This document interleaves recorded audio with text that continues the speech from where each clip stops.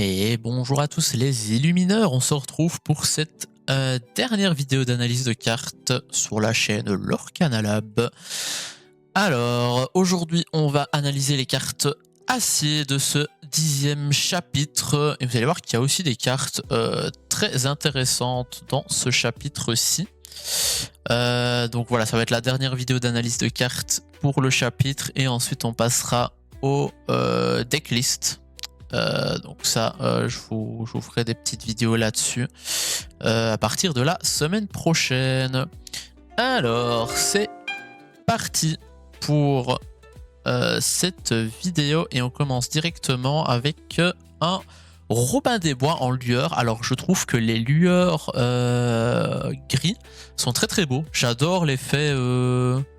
Voilà l'effet là qu'ils ont en dessous d'eux, un peu cristaux, je sais pas trop comment expliquer cet effet. Mais je trouve les cartes, les lueurs grises, très très belles en tout cas. Je tenais à le préciser, parce qu'on parle surtout de l'aspect stratégique des cartes, mais quand elles sont belles, il faut quand même le dire aussi. Alors, donc ce Robin, il coûte 4. Ancrable en 2-4, il aura 2. Il a un boost 1, et chaque fois que ce personnage est envoyé à l'aventure, s'il y a une carte sous lui, on peut choisir jusqu'à 2 personnages et infliger 1 de dégâts. Je réfléchis, je pense pas que cette carte sera jouée de nouveau, peut-être dans des deck boosts, s'il y a des deck boosts qui voient le jour. Mais je trouve que 2-4 pour un coup de 4, c'est quand même très léger.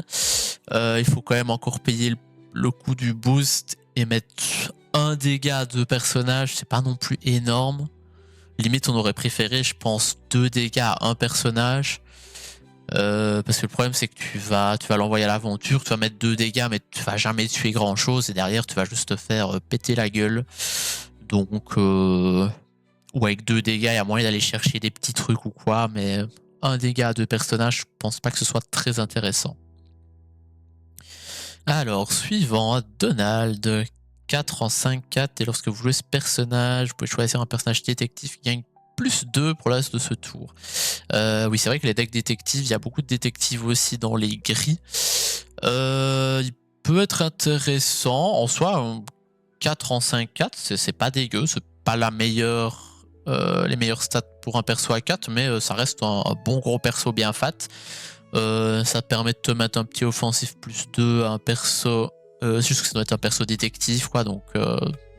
c'est vraiment une carte pour un deck détective quoi, mais peut être intéressant. J'ai pas encore trop vu de deck détective, donc j'ai pas encore trop vu les cartes vraiment obligatoires pour un deck, voir s'il y aurait vraiment un spot pour cette carte, mais elle peut être intéressante. Elle peut être intéressante clairement.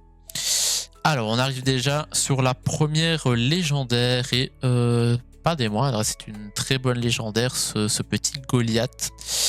Alors ce Goliath, qu'est-ce qu'il dit? C'est qu'à la fin du tour de chaque joueur, si ce joueur a plus de 2 cartes en main, il va en défausser pour en avoir plus que 2. Et s'il a moins de 2 cartes, il va en piocher. Alors, c'est intéressant dans plusieurs cas.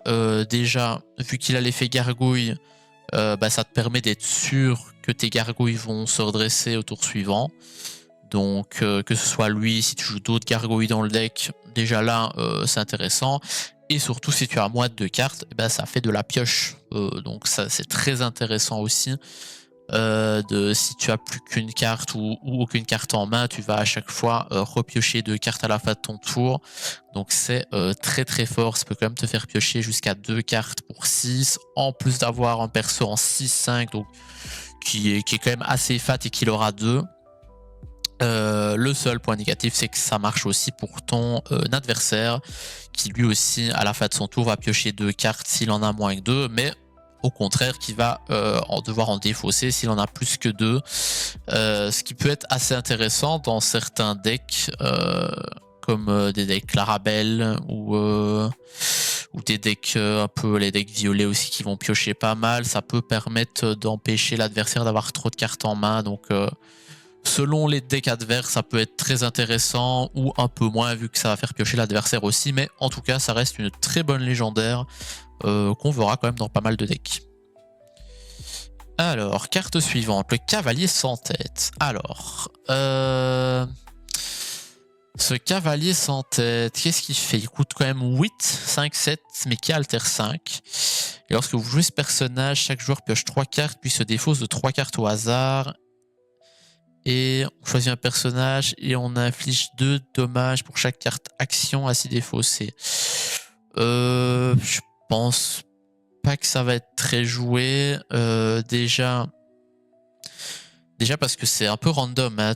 Tu vas piocher toi 3 cartes, ton adversaire va piocher 3 cartes, et surtout après c'est une défausse au hasard de 3 cartes. Donc à tout moment ça te défausse des cartes que tu ne veux pas défausser. À tout moment ton adversaire tire 3 très bonnes cartes et défausse des cartes dont il n'avait pas spécialement besoin. Donc déjà ça c'est un peu random. Ça peut être l'effet inverse aussi. Hein. Tu peux faire défausser à l'adversaire la carte dont il avait besoin pour gagner justement, mais voilà, ça reste très aléatoire et surtout 2 dommages pour chaque action.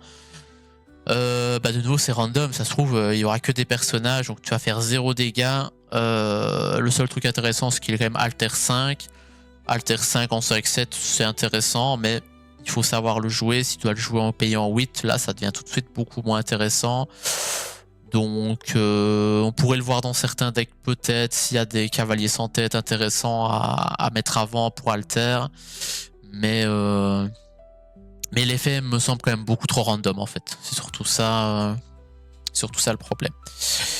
Alors, Clawhauser.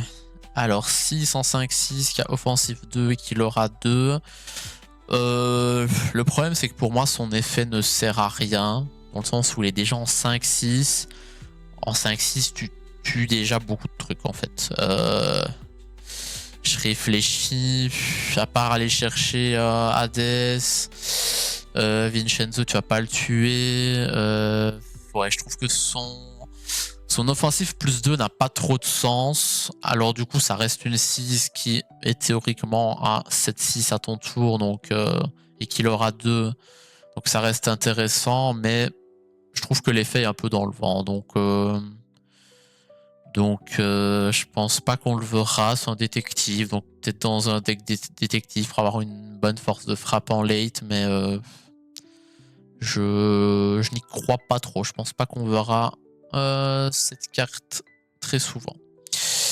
Alors par contre cette carte est déjà plus intéressante. Francine qui coûte 3 en 4-3. C'est un peu la même carte que le Bagheera Ambre. Donc là où Bagheera il coûte 3, il est en 4-4. Elle est en 4-3, mais elle a résistance plus 1. Donc théoriquement, elle a 4 aussi. Les deux l'aura 1. Sinon, ils n'ont pas d'autre effet. Donc les cartes se valent un peu. Francine est peut-être un peu plus intéressant dans le sens où si c'est des persos à 2 qui tapent en face, ça tuera pas en 2 coups. Ou par exemple le Bagheera avec 2 persos à 2, tu vas le tuer vu qu'il n'a pas résistance. Donc oui, Francine pourrait être un peu plus intéressante quand même que Bagheera. Mais bon, ça c'est dans le cas d'un deck du coup Amber Steel, où il faudrait faire un choix. Sinon, dans les autres archétypes, c'est juste une très bonne carte, je pense, Francine. Je pense qu'on devrait l'avoir de temps en temps dans des decks gris quelque chose. Oui, ça reste pour 3, ça reste quand même un bon bob. Alors, Inspectrice Tezuka, qui a Rempart en 2-3, qui coûte 2. Je crois pas que ce sera très joué. 2-3 en Rempart, c'est pas non plus 4 plus intéressant. Non, cette carte elle a rien de spécial. Voilà, ça peut être un rempart. Ça peut être un rempart si on a besoin d'un rempart, mais elle a rien d'incroyable non plus. Il y a des meilleurs remparts. Donc je pense pas qu'on verra spécialement cette carte très souvent. Alors Nick Wilde, c'est la typique carte en 2-2 sans effet. Voilà, chaque couleur a un peu cette carte là. De nouveau, on va souvent préférer une carte avec un effet, qui est en 2, 1 ou 1-2. Donc voilà. Enfin, pas intéressant. Pas intéressant. Alors, Basile. Basile qui coûte 3 ancrables en 3-2. Et chaque fois que vous jouez un autre personnage détective, ce personnage a une résistance jusqu'au début du prochain tour. Bah de nouveau, deck détective, ça peut être sympa. Ça peut être sympa, ça leur quand même à 2. En late game, tu peux sortir 2-3 détectives par tour, donc tu peux donner des bonnes résistances au Basile qui peut aller soit taper, soit l'aurer sans avoir peur de se prendre des gros dégâts en retour, vu qu'il aura des résistances jusqu'au début du prochain tour. Donc il pourrait être intéressant. De nouveau, il faut voir dans les decks gris quelque chose si tu as de la place pour le mettre. Mais comme ça, l'effet est quand même intéressant. Le seul truc, c'est que son effet ne s'applique qu'avec les détectives, donc ce sera plus dans des decks détectives, quoi. Alors, Hudson. Ah oui, c'est vrai qu'on a quand même pas mal de gargouilles aussi dans les decks gris. Donc Hudson, 2 en 2-4. Lorsque vous jouez ce personnage, vous pouvez piocher une carte puis en défausser une. Donc ça, on aime toujours cet effet-là. Hein. C'est le même effet que Mulan T1, que Bobby, des trucs comme ça. Donc c'est toujours un effet qu'on apprécie pour faire un peu tourner le deck. Et évidemment, il a l'effet des gargouilles qui dit que si tu as 3 cartes ou plus en main, il peut pas se redresser. Alors, c'est une carte intéressante pour un coup de 2. Voilà, elle est quand même en 2-4. Mais moi, mon problème, c'est que T2, tu vas quand même souvent avoir plus de 3 cartes en main. T3, peut-être que tu vas arriver à avoir les 3 cartes ou moins, mais je sens qu'il y a des moments où ce personnage-là, tu vas pas savoir le redresser directement. Donc, à voir. Je pense qu'on le verra quand même, soit dans des decks gargouilles, s'il y en a, soit même dans des decks gris. 2 en 2-4, ça reste très intéressant. Et surtout son effet qui permet de piocher des fossés. Hein, on aime toujours cet effet. Mais à voir si on n'a pas des problèmes pour le redresser au début en tout cas. Alors, Mini. J'adore cette carte. Très belle carte, je trouve, la Mini chasseuse de fantômes. Et elle dit que lorsqu'on joue ce personnage, on peut choisir un détective qui gagne agilité. De nouveau, très spécifique pour un deck détective. Si tu gères pas trop les persos avec insaisissable. Donc, je pense pas qu'on la verra cette carte. C'est quand même très spécifique comme effet. Alors, carte suivante, le Héron Noir. Alors ça, très intéressante aussi. Une carte qui coûte 2 en 3-3. C'est quand même très fort dans les decks gris un peu... qui veulent mettre du board très vite, qui veulent avoir un board assez rempli et assez fort pour aller chercher le board adverse. C'est une très bonne carte, donc je pense que le Héron Noir, on va l'avoir dans pas mal de decks gris. C'est un très bon T2. Donc ouais, je pense que ce sera une carte qui va se faire une petite place dans les decks gris. Alors, une autre gargouille, Lexington. Alors, 3 en 4-4, donc très intéressante. Hein, c'est un peu comme de nouveau les Bagheera, les Francines, etc. Mais en plus, lui, il a un effet. C'est voilà, là où Bagheera n'a pas d'effet, Francine elle a résistance, qui fait qu'elle a un peu une 4-4 aussi. Lui, il a agilité. Ça permet d'aller chercher les insaisissables si le deck a du souci contre les insaisissables. Et de nouveau, il y a le truc des 3 cartes. Mais je pense qu'avec lui, c'est déjà moins problématique parce que du coup, tu vas le jouer, si tu le joues T3, tu vas devoir l'épuiser qu'au T4. Et au T4, je pense que tu vas déjà arriver au moment où tu n'as que 2 ou 3 cartes en main. Donc moins problématique que l'effet des gargouilles. Je pense que lui peut être sympa. Lui peut être sympa dans les decks gargouilles et même dans d'autres decks. Je pense qu'on pourra le voir de temps en temps. Il a quand même du bon potentiel. Alors, David Xanatos, une 3 en 3-2. Et lorsque vous jouez ce personnage, vous pouvez défausser une carte pour choisir un personnage et lui afficher 2 dommages.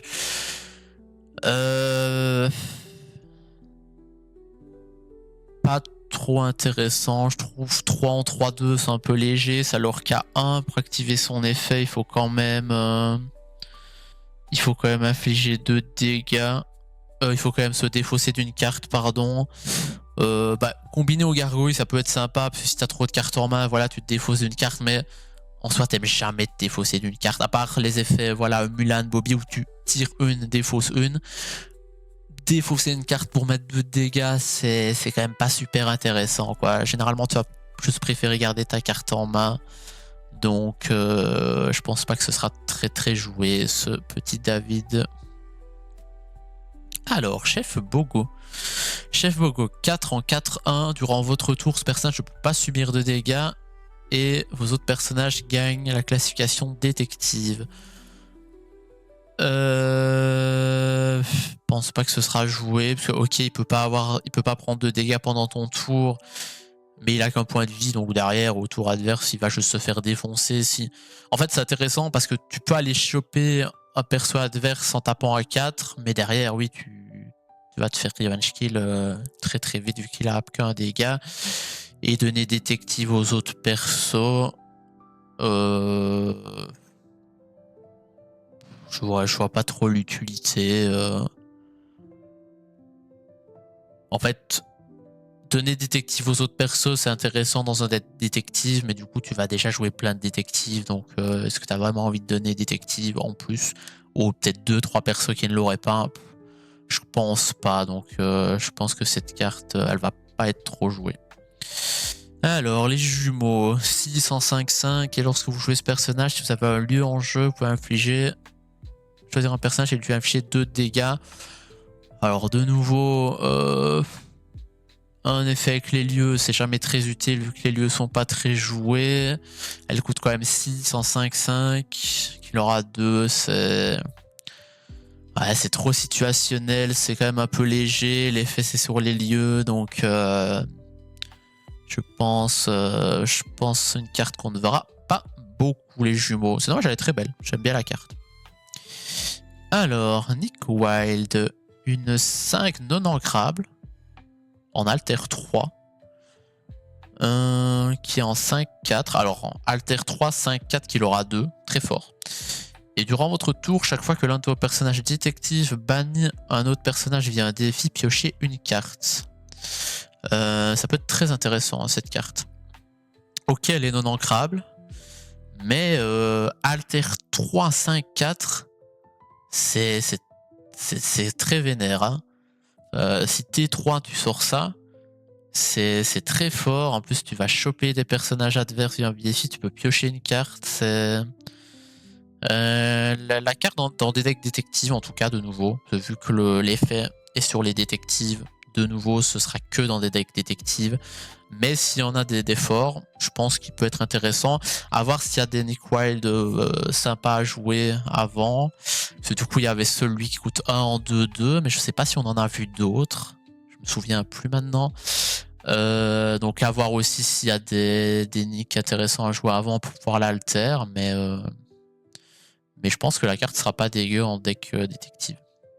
C'est juste le problème de ces cartes, c'est voilà, c'est que dans des decks très spécifiques. Donc ce sera pas des cartes non plus très vues. Quoi.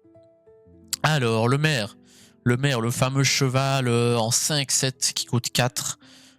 Pour moi, carte très intéressante. Ok, elle est non ancrable, mais pour 4, un perso en 5-7, c'est quand même très vénère. Ça permet d'avoir un gros mur sur le terrain.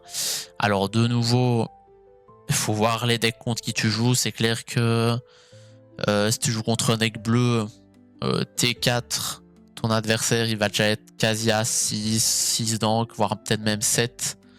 Donc il peut te sortir un Hades pour te le sortir. Il y a le combo avec Philippe aussi qui le gère complètement. Donc à voir, mais si tu arrives à le sortir assez vite, c'est quand même un gros monstre sur le board que peu de decks arriveront à passer. Et si tu le sors vite et que ton adversaire n'a pas encore trop ancré, tu vas pouvoir quand même faire des bons trous avec ce perso. Et contre d'autres decks, c'est juste très fort. Contre aggro, contre des autres decks que bleus, ça reste un perso intéressant. Donc je pense qu'on le verra dans quelques decks. Alors, deuxième légendaire, le prince charmant. Alors, le prince charmant qui coûte 7 en 3-10, il a rempart. Et un seul personnage peut défier chaque tour. En fait, ce perso, je vois un potentiel de fou, mais le problème c'est qu'il est trop dur à sortir en fait. S'il avait eu un alter, je pense qu'il aurait pu être très intéressant. Parce qu'en fait, je trouve que ce perso en aggro, par exemple, il serait très très fort. Dans le sens où... nous, on veut pas spécialement défier, donc on s'en fout que nous, on n'est qu'un seul personnage qui peut défier, ou les adversaires, c'est un petit peu plus gênant vu qu'ils peuvent pas aller chercher notre board. Ils tankent bien en plus, donc tu pourras pas le tuer. Le seul moyen de le tuer, ce sera avec des autres cartes. Mais on pourrait imaginer un deck avec les héros, avec hors d'atteinte, avec des trucs comme ça. Il pourrait être intéressant, mais pour moi, il coûte trop cher. C'est ça le problème. Je pense vraiment que s'il avait eu un alter, il y aurait eu des strats avec lui. Je pense vraiment qu'il y aurait eu des strats avec lui. Ou alors ça aurait pu être intéressant en bleu-gris, avec la Aurore qui donne hors d'atteinte à tout le monde. Parce qu'au final, tu mets la Aurore qui donne hors d'atteinte à tout le monde. Tu le mets lui en rempart, t'as qu'une seule personne qui peut attaquer. Ouais, il faut déjà un bon moment pour aller venir chercher tous les persos et pouvoir clean après, quoi. Mais ouais, il est compliqué à sortir quand même, quoi. Dans un deck bleu, ça passerait déjà un peu mieux parce que tu vas en créer beaucoup, mais 7, c'est quand même dur. Donc, et surtout qu'il n'est pas à l'abri de nouveau de se prendre Hades ou un truc comme ça, ou un vilain méchant malin là, tout ça. Donc ça reste très fragile dans tous les cas. Mais je pense que s'il avait un alter, ça resterait une légendaire intéressante. Mais ici, malheureusement, comme ça, ce ne sera jamais joué.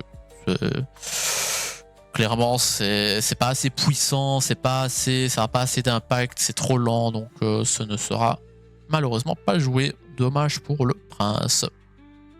Alors, une gargouille Broadway qui coûte 5 en 4-6, qu'il aura 2 en rempart, et il a l'effet des gargouilles.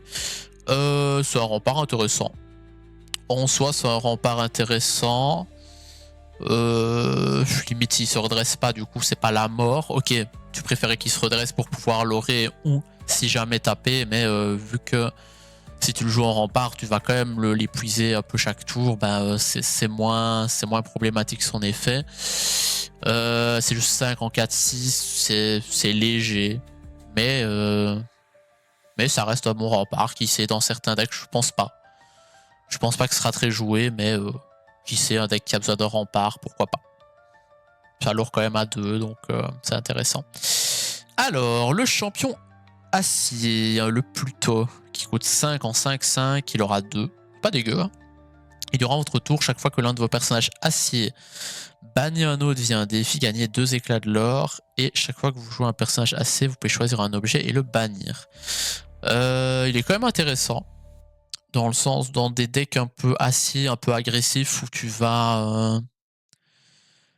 donc ouais, des decks acier un peu agressifs, où tu vas essayer d'aller clean le board adverse. Bah, ça peut être intéressant de gagner 2 éclats de l'or en plus à chaque fois que tu vas aller défier. Même si de nouveau c'est situationnel. Et pour les objets, c'est toujours un bonus. Si tu... Au final, si t'as besoin d'un perso qui gère les objets, mais... Enfin, d'une carte plutôt qui gère les objets, mais pas non plus uniquement pour ça.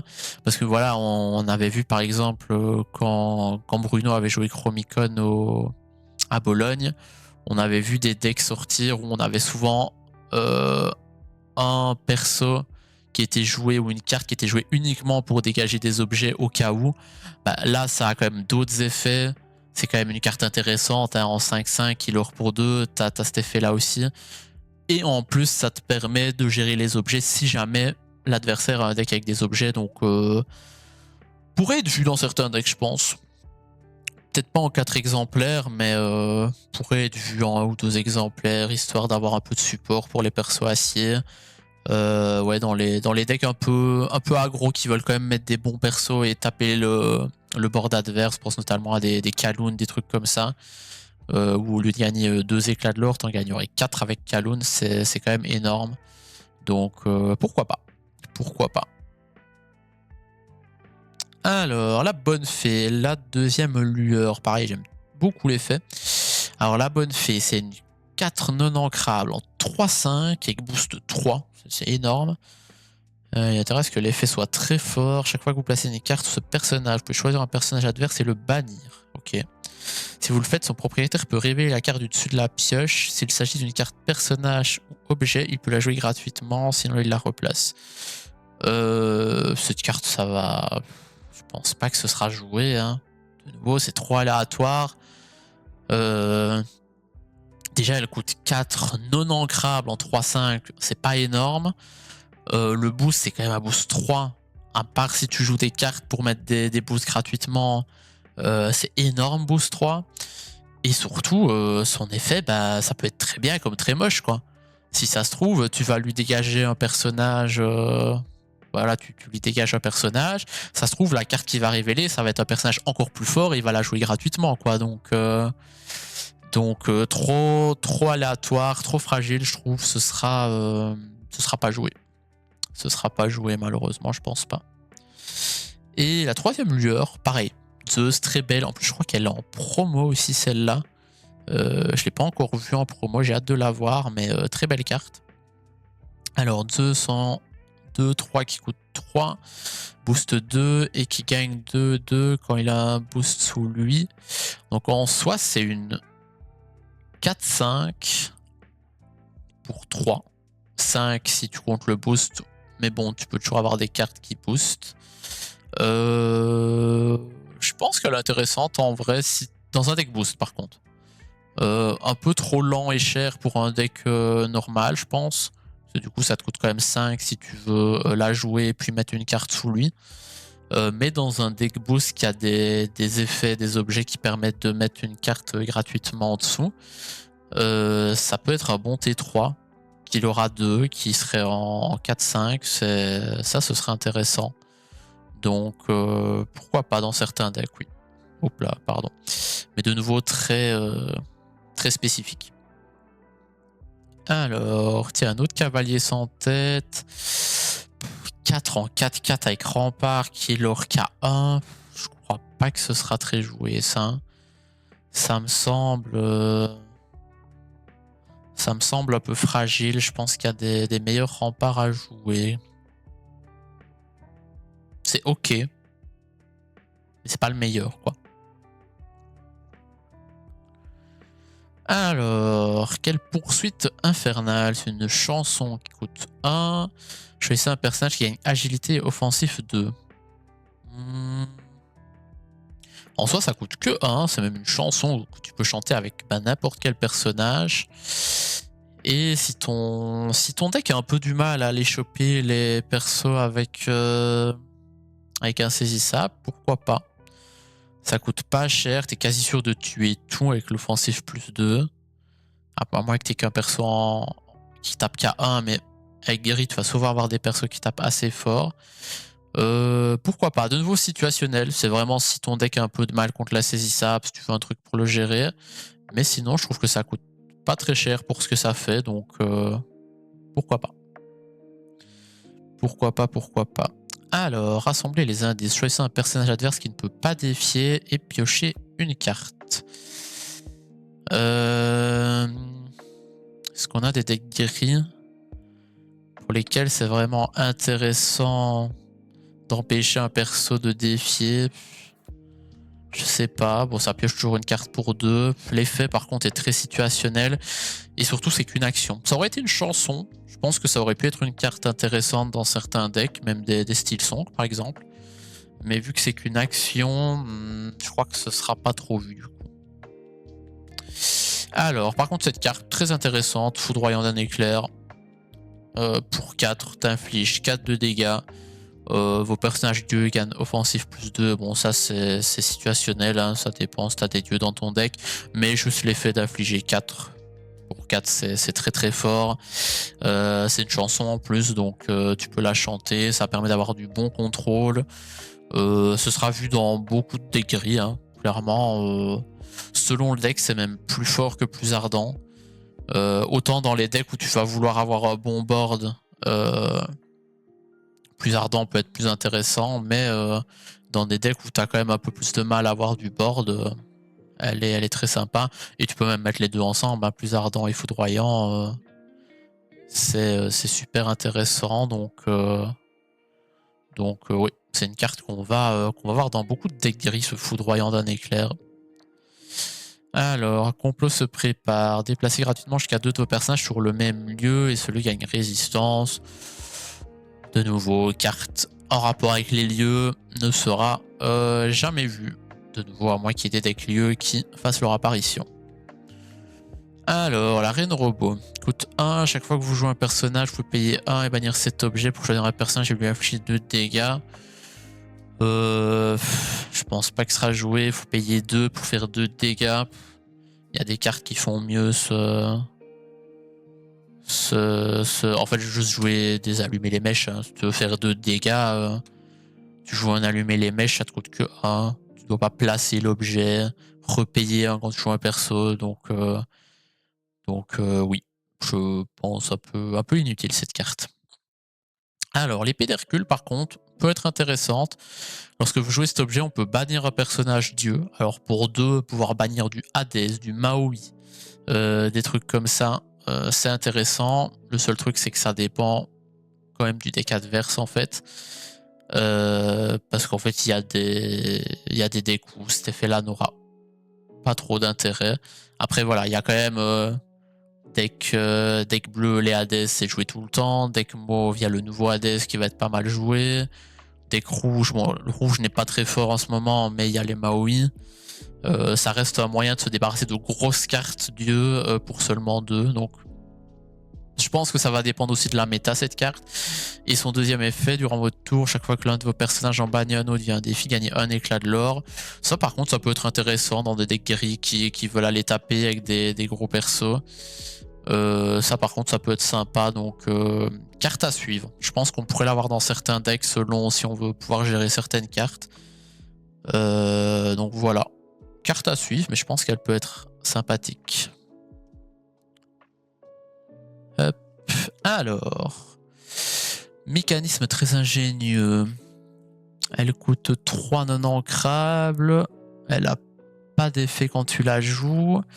Il faut payer encore 2. Tu peux piocher une carte en défaussé. Oula, c'est... Et lorsque ce personnage est... C'est...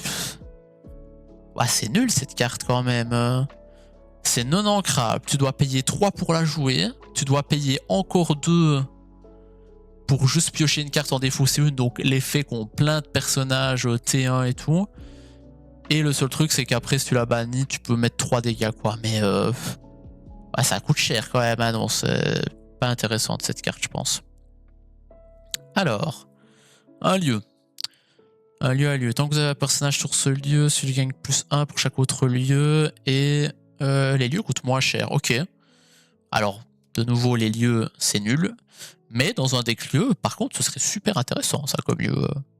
Dans un gros deck lieu avec plein de lieux, des lieux qui coûtent 1 de moins et en plus, tu gagnes plus de l'or pour chaque lieu que tu as sur le terrain, c'est sympa. Donc, qui sait, si un jour il y a des decks lieux, très intéressant. Alors, Zootopie, une fois durant votre tour, lorsque vous déplacez un personnage, vous pouvez piocher, défausser. Ok, donc ça c'est l'effet piocher, défausser, de nouveau dans un deck lieu. Ça pourrait être un effet sympa pour faire tourner le deck. Mais de nouveau, il faut que les lieux soient forts et ça, c'est rarement le cas. Et encore un lieu du coup après. Ah oui, on a beaucoup de lieux par contre en gris. Hein. Autant, par contre, c'est 3 lieux qui donnent du lore passivement, donc intéressant. Et ici, les personnages lieu gagnent offensif plus 1 et résistance plus 1. Ça aussi, c'est vachement intéressant dans un deck lieu. Qui sait, il y a peut-être moyen de faire un deck lieu avec du gris. Hein. Il y a un monde où ça peut fonctionner, là, un deck lieu avec du gris. À voir, à tester. Mais ouais. Mais sinon, ça reste des lieux, donc pas très joués, à part si il y a des decks lieux qui deviennent forts, mais ça, on n'est pas sûr. Mais c'est fini pour cette vidéo et c'est fini carrément pour toutes les analyses de cartes de ce chapitre 10. Merci d'avoir regardé les vidéos. Prochaine fois, on passera sur les analyses de decks. On va analyser les decks, présenter des decks, donc ça va être sympa je pense. Et bientôt à mon avis je ferai aussi des petites vidéos ouverture. C'est vrai que je n'ai pas fait de vidéo pour les 2 premières displays que j'ai ouvertes. Mais je vais sûrement racheter un peu des boosters, des displays ou quoi. Et à mon avis on ouvrira ça en vidéo. Merci en tout cas d'avoir suivi la vidéo. N'hésitez pas à me suivre sur YouTube, Instagram, mettre un pouce bleu si vous avez aimé la vidéo. Et je vous dis à la prochaine pour la suite des vidéos sur le chapitre 10. Salut tout le monde!